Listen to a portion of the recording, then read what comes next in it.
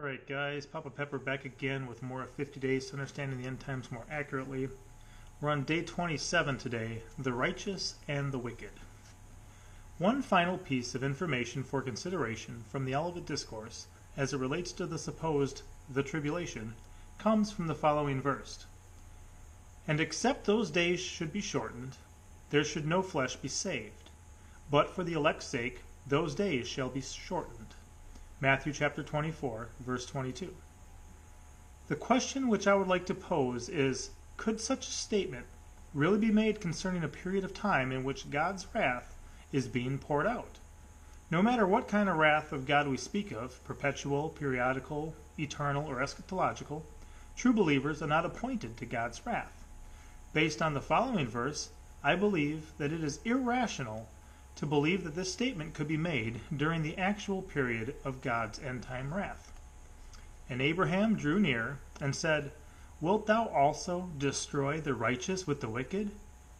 That be far from thee, to do after this manner, to slay the righteous with the wicked. And that the righteous should be as the wicked. That be far from thee. Shall not the judge of all the earth do right?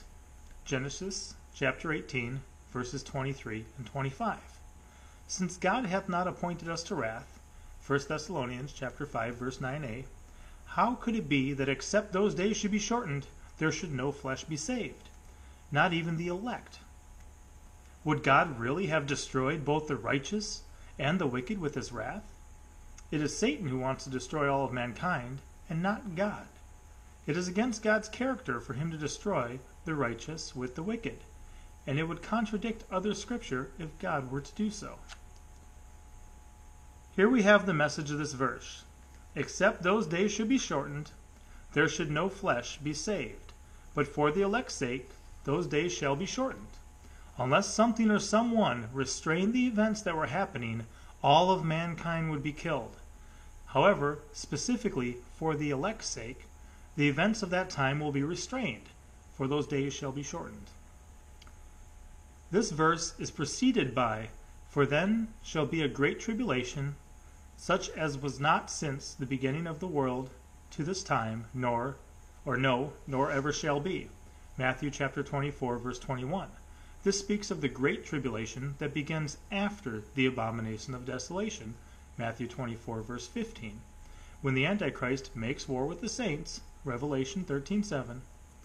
Note that when he opened his mouth in blasphemy against God, to blaspheme his name and his tabernacle, and them that dwelt in heaven, Revelation 13:6, I believe it is the same event when he shall exalt himself and shall magnify himself above every god, and shall speak marvelous things against the God of gods, Daniel chapter 11, verse 36, when the Antichrist exalteth himself above all that is called God or that is worshipped, so that he as God sitteth in the temple of God, showing himself that he is God.